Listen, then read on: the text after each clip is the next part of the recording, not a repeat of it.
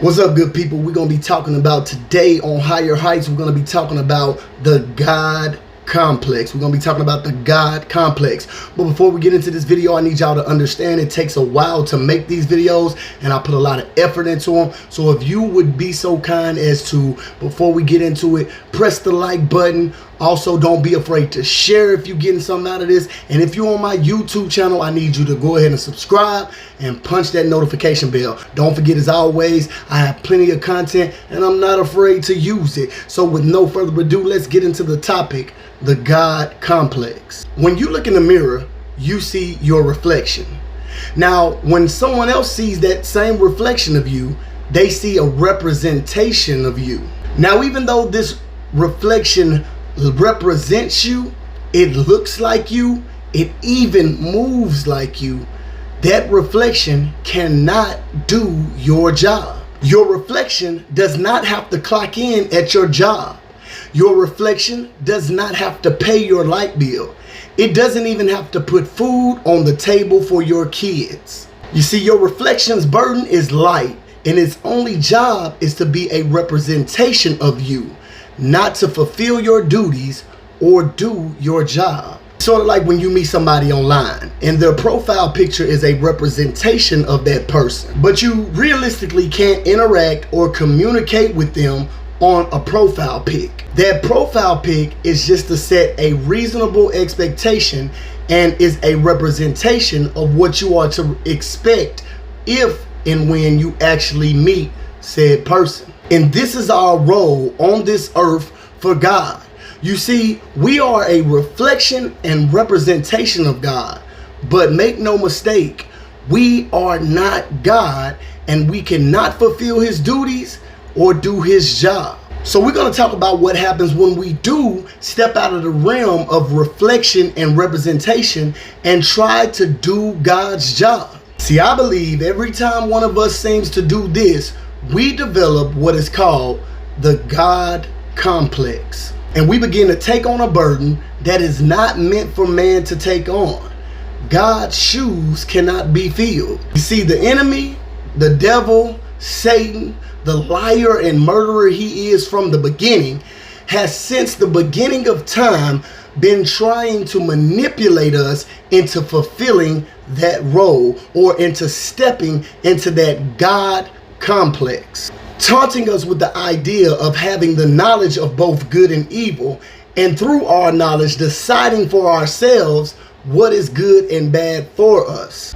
Think about your kids. I'm sure as they grow older, they will love nothing more than to be able to decide how late they stay up or whether or not they get to eat sugary sweets all day long. But realistically, you are responsible for their well-being because, one, you created them, and two, you've been around longer.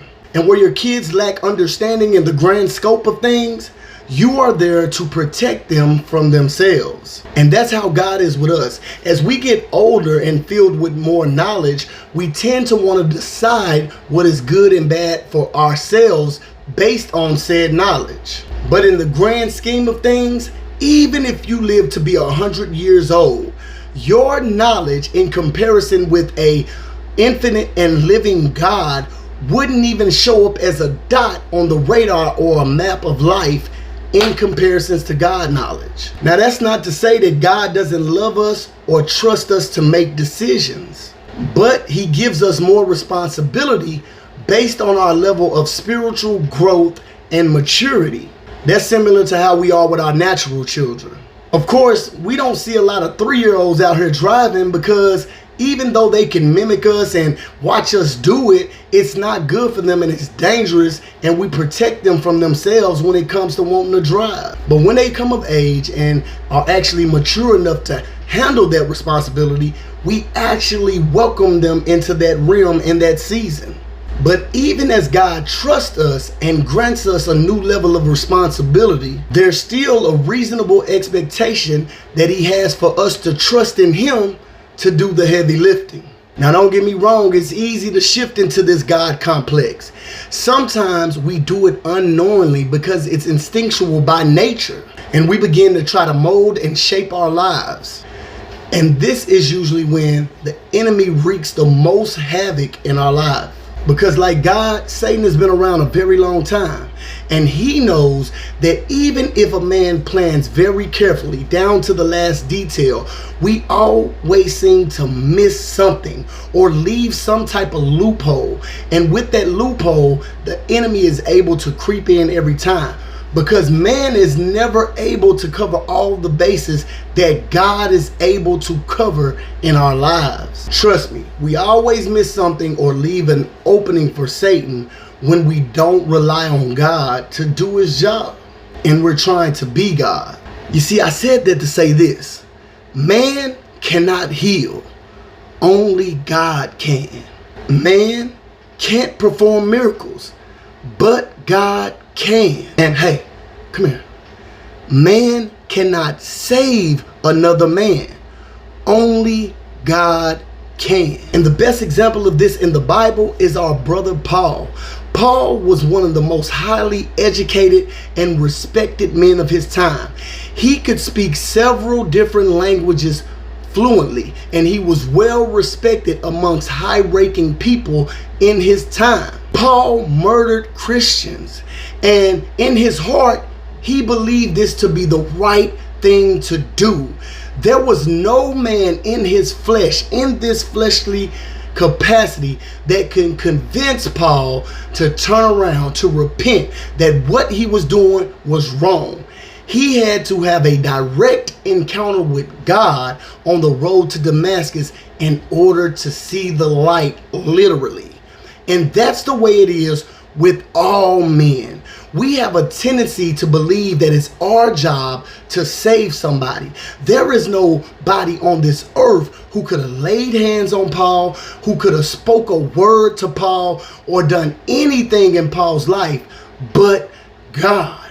God doesn't expect us to save a man. He expects us to be a representation of his love, of his kindness, of his spirit, whether it's through feeding the hungry, clothing the naked, or teaching the good news of the gospel of Jesus Christ.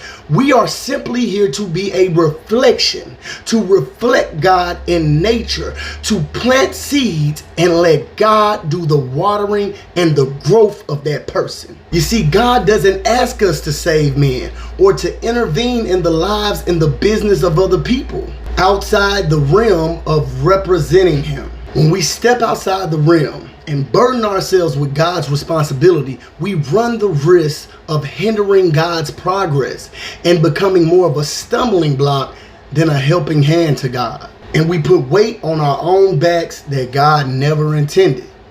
So you see, it's not good to develop this God complex. Even though I am a reflection of God, even though God trusts me as my soul prospers, as my spirit gets mature, he still wants me to rely on him to do the heavy lifting. It's sort of like being Michael Jordan's son or LeBron James's son.